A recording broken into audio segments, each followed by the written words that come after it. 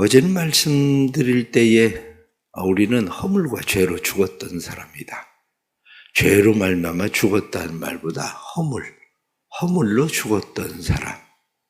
우리가 다른 사람에게 알지 못하는 사이에 상처 주고 오해하게 하고 눈살 찌푸리게 하고 이러한 일들로 인해서 죽었던 사람. 그런데 이 죽은 사람, 죽을 뻔한 사람이 아니라 죽은 사람, 이 죽은 사람을 하나님의 긍휼의 풍성하신 은혜로 하나님께서 우리를 살리셨다.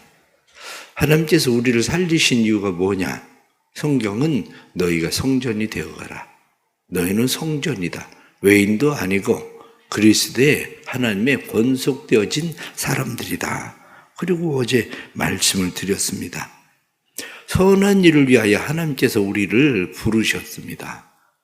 선한 일을 위하여 부르셨다. 이렇게 말할 때에 그것이 바로 교회가 무엇인가 하는 것을 우리가 다시 생각할 수 있는 그런 말씀입니다. 좋은 건물이 있습니다. 좋은 건물에 국제회의가 모였습니다. 그래서 세계 각국에서 모여서 그곳에서 회의를 합니다. 그럼 그건 회의장입니다. 국제회의장. 시스템이 잘 갖춰져 있어서 영화를 상영하는데 아주 스튜디오가 빵빵하게 나오는 그런 영화관입니다. 그러면 그건 영화관이죠. 때로는 스포츠 센터를 잘 만들어서 이것 수영도 할 수 있고 테니스도 하고 그럴 정도로 잘 만들어져 있으면 그건 체육관입니다. 마찬가지로 우리가 교회, 그럼 교회가 무엇인가를 다시 생각해야 됩니다. 교회가 무엇인가? 이렇게 생각할 때에 너희를 성전으로 지었다. 성전된 그리스도인들이 모이는 곳이 교회입니다. 성전된 그리스도인들이 모이는 곳이 교회인데 교회에서 회의만 하면 그건 회의장이죠. 그건 교회가 아니라 교회당, 이렇게 이야기할 때 교회당의 기본적인 특징이 뭡니까? 교회당, 이것을 우리가 예배당 이렇게 얘기하잖아요. 예배당 그러면 예배를 드리는 장소. 원래 교회당, 옛날에는 교회당 이렇게 이야기했거든요. 교회당 그러면 예배 드리는 곳, 기도 드리는 곳. 하나님 앞에 예배를 드리는 곳이 교회당이에요. 내 집은 만민이 기도하는 곳이다. 이렇게 말씀한 대로 기도하기 위해서 모이는 곳이 교회당이에요. 그런데 만약 교회에 예배가 없고 기도가 없고 교회에서 예배는 5분 드리고 회의는 30분 하고 1시간 하고 그러면서 싸움만 한다고 생각을 해보세요. 그러면 사람들이 뭐라고 이야기합니까? 교회가 뭘 그래? 교회가 왜 그래? 이렇게 얘기하게 되는 거죠. 옛날에 드라마 가운데 가족끼리 왜 그래? 그러는 것처럼 교회가 왜 그래? 결국 우리가 하나님께서 우리를 부르신 이유가 뭐냐? 우리를 부르신 이유는 진정한 교회가 되라 그거거든요. 너희가 성전이냐?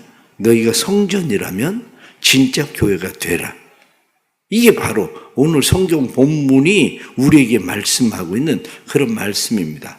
그래서 20절 말씀 보면 우리 가운데서 역사하시는 능력대로 우리가 구하거나 생각하는 모든 것에 더 넘치도록 능히 하실 이에게 교회 안에서와 그리스도 예수 안에서 영광이 대대로 무궁하기를 원하노라.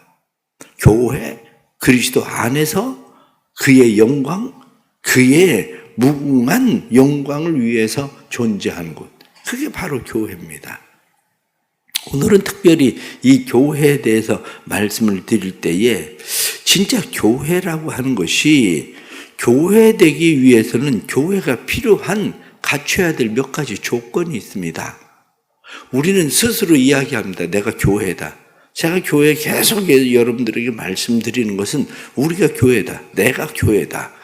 이렇게 말씀을 드리죠.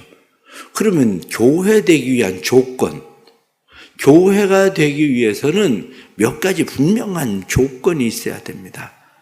교회가 되기 위한 조건 가운데 가장 첫 번째가 뭐냐면 성령의 내재적 역사입니다. 성령의 내재적 역사를 내가 받아들이는 거야.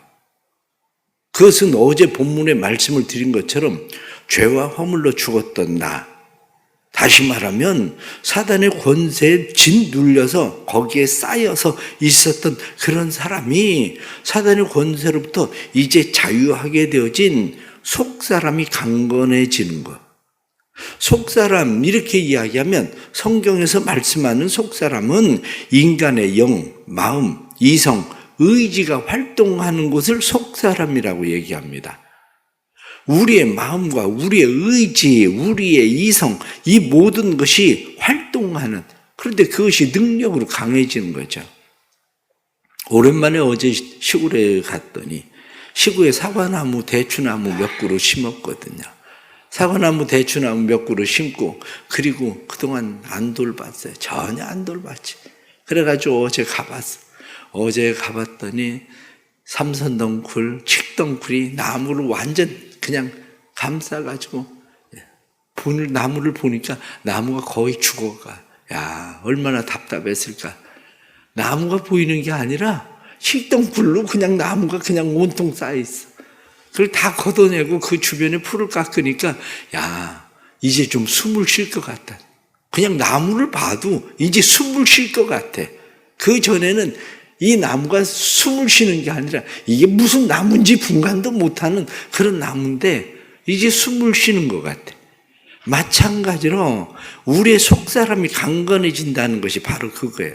사단의 권세에 눌려서 내가 지금 살고 있는 건지 사단이 살고 있는 건지 분간할 수 없는 열매가 없어. 열매가.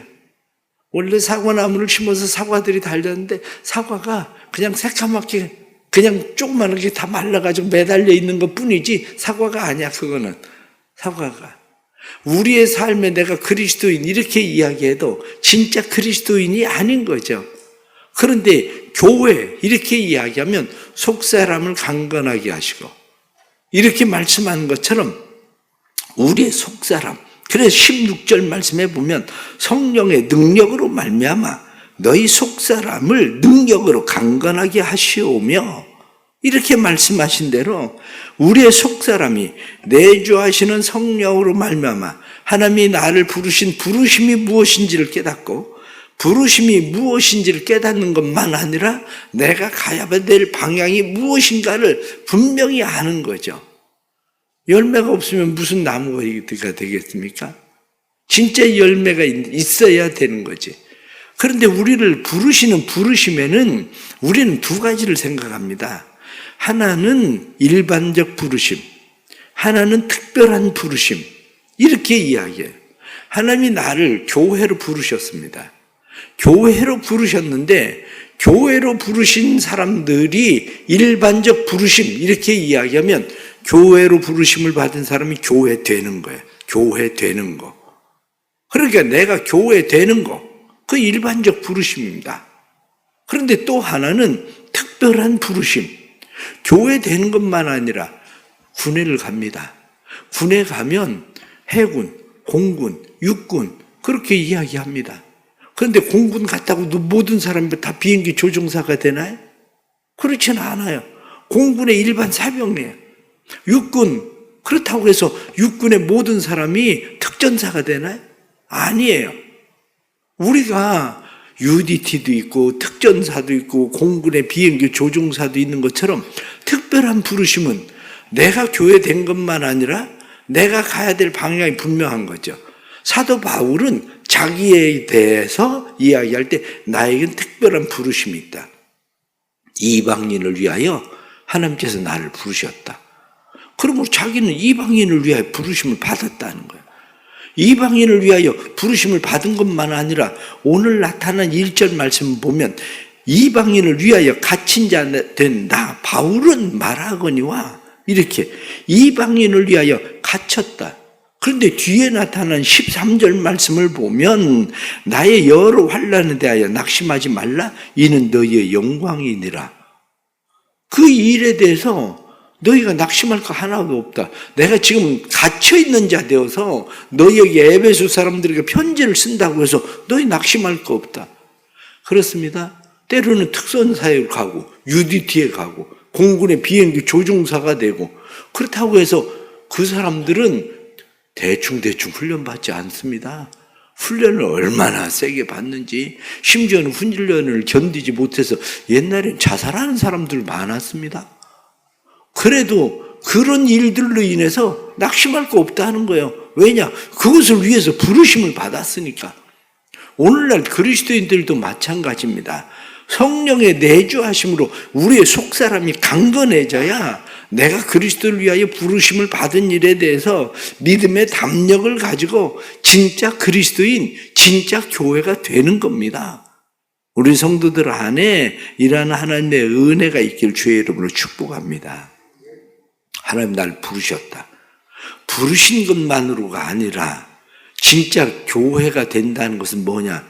부르심을 인정하는 것, 그것으로 끝나는 것이 아니라 두 번째는 의지의 결단입니다. 내가 나 교회로 부르심 받았구나 이렇게 아는 것만 아니라 내가 스스로 의지의 결단이 있어야 돼.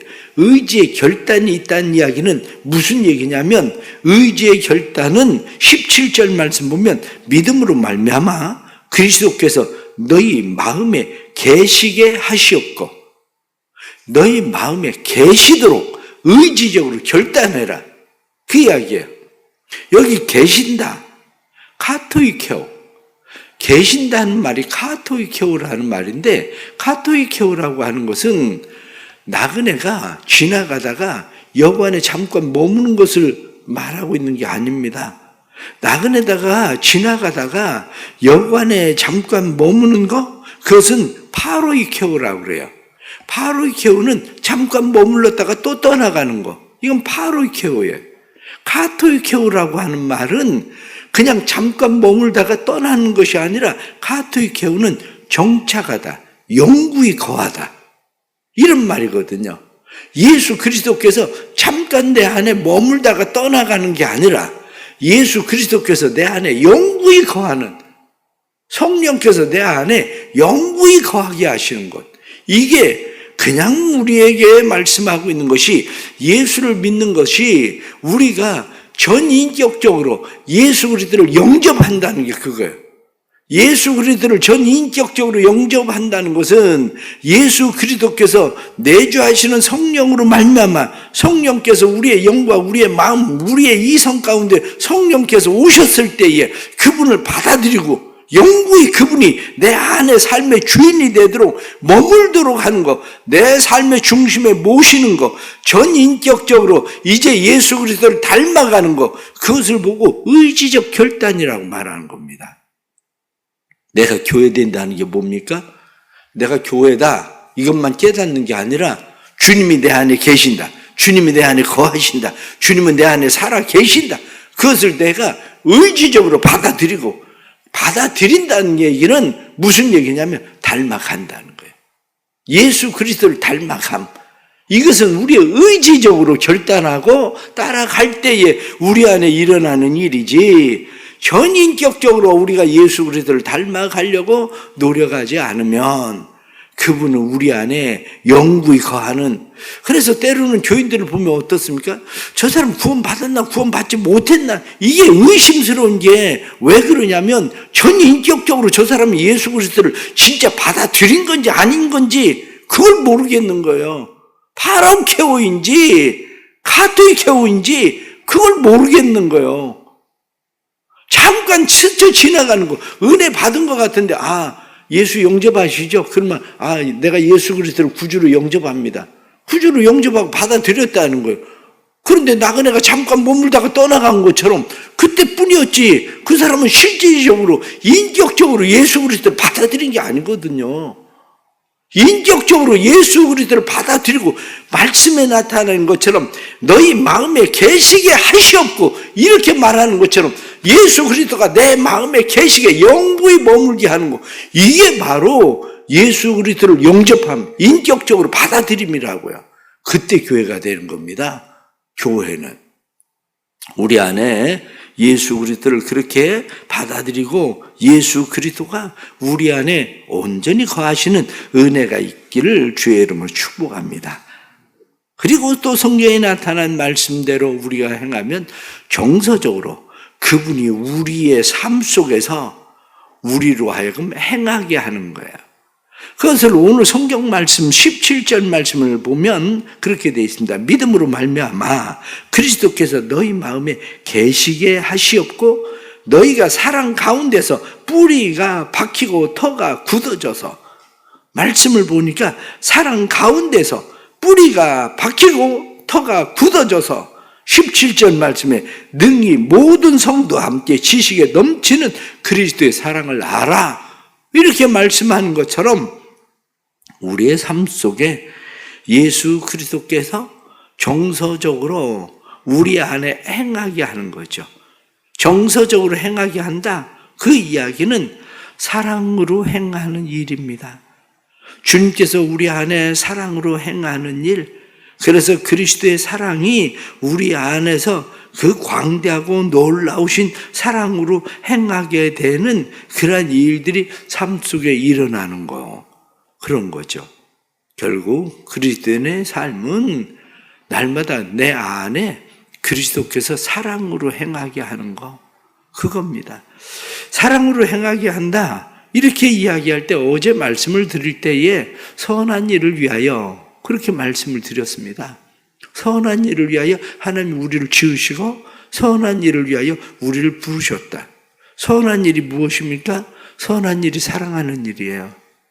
하나님 사랑하는 일, 이웃을 사랑하는 일. 하나님을 사랑하는 것뿐만 아니라 우리의 이웃들을 사랑하는 일, 그래서 그 사랑 가운데 행해서 다른 사람을 사랑으로 품으려고 하는 일, 이것이야말로 우리가 사랑 가운데서 행하는 선한 일인 거죠. 마지막 결론적으로 말씀을 드리면 그렇습니다. 우리의 자람은, 성장함은 그냥 한 번에 끝나는 것은 결코 아닙니다.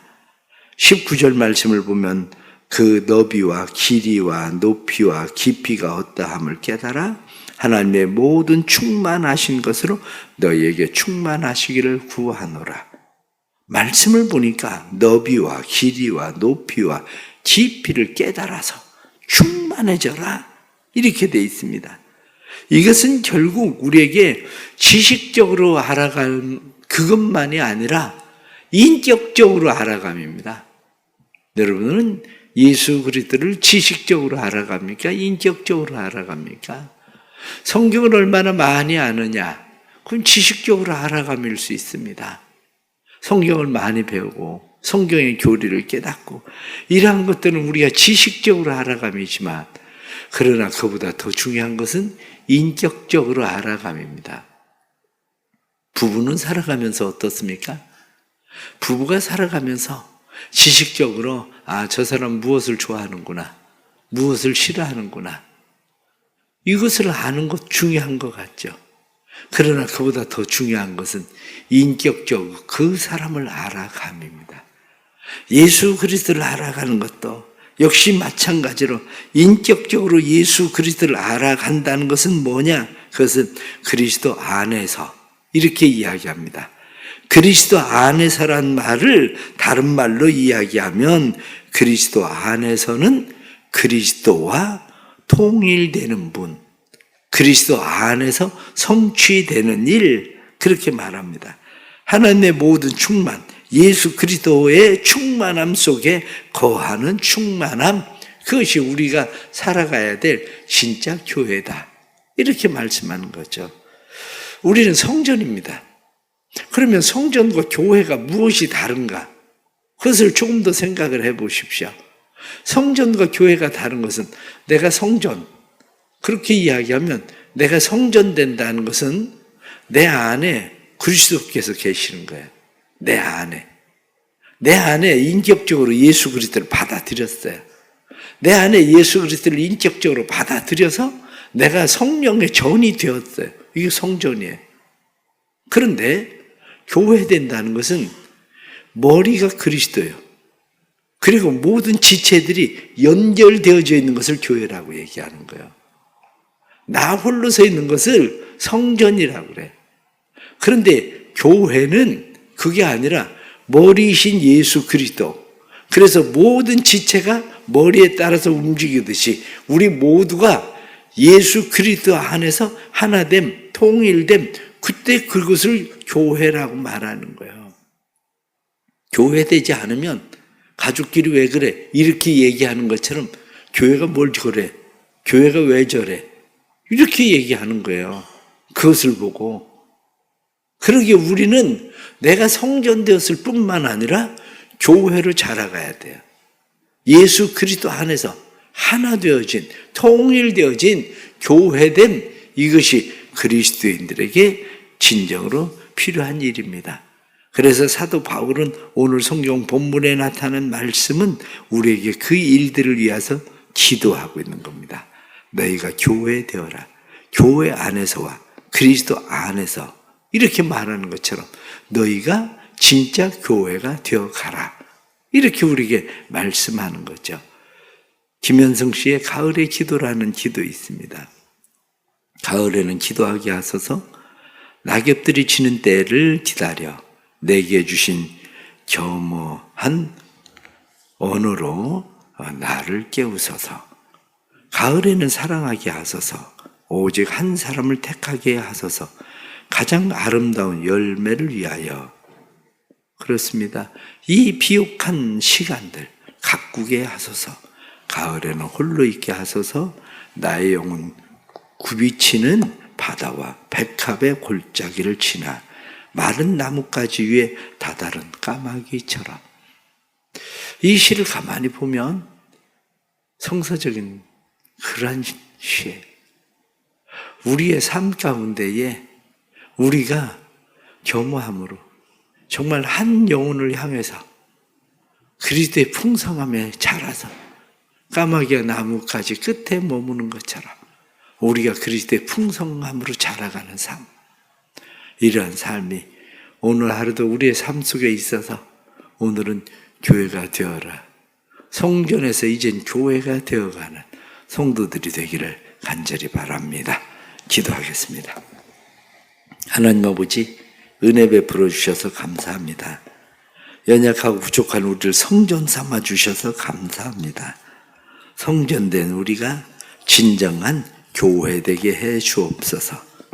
성전으로 성령께서 내 안에 거하시는 나는 성령의 전이다 하는 것으로 끝나는 것이 아니라 교회 안에서 그리스도 안에서 말하는 것처럼 예수 그리스도를 인격적으로 받아들인 것뿐만 아니라 예수 그리스도 안에서 자라가게 하시되 나 홀로 자라는 것이 아니라 함께 교회되어 자라갈 수 있도록 도와주옵소서.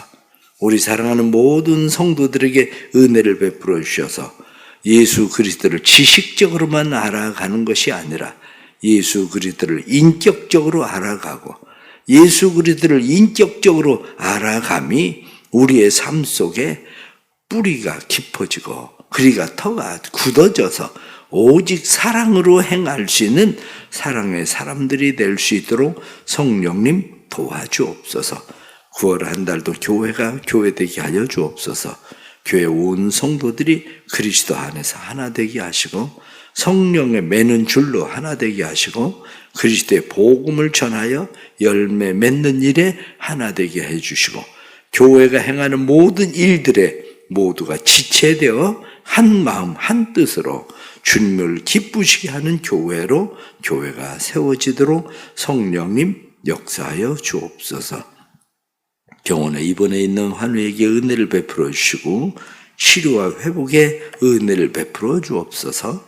성령의 역사가 일어나게 하시고 성령의 치유하심이 나타나게 하여 주셔서 하나님이 우리의 하나님 되심을 보게 해주시고 믿음으로 기도하면 비록 멀리 떨어져 있어도 백부장이 하인을 위하여 간구할 때에 내 믿음대로 되라 말씀하시던 것처럼 주의 은혜의 역사가 일어나는 놀라운 축복이 나타나게 하여 주옵소서. 치유와 회복의 능력이 주의 역사로 임하게 해주셔서 하나님이 우리의 아버지 되시고 우리의 보호자 되시고 우리의 삶을 이끄시는 주 되심을 다시 경험할 수 있도록 역사하여 주옵소서. 믿음으로 감사하며 드려지는 감사의 예물 받으시고 이 예물에 감사하는 마음속에 성령의 기름 부심으로 충만하게 하셔서 늘 감사가 넘치는 삶이 되도록 인도해 주옵소서. 오늘 하루의 삶도 주님 앞에 맡깁니다. 9월 한 달의 삶도 주님 앞에 맡깁니다. 주께서 선하게 인도하시고 책임지시는 은혜와 축복이 온 성도들의 삶의 터전과 자녀들과 가정과 모든 곳에 임하도록 역사하여 주옵소서. 지금은 우리 주 예수 그리스도의 은혜와 아버지 하나님의 그 놀라우신 사랑하심과 성령의 감화 감동 교통하시며 충만하심이 성전된 우리가 교회되게 하셔서 그리스도의 장성한 분량에 이르기까지 자라는, 인격적으로 예수 그리스도를 알아가고 그 사랑을 행하는 믿음의 교회들 되기를 간절히 축원하옵나이다. 아멘.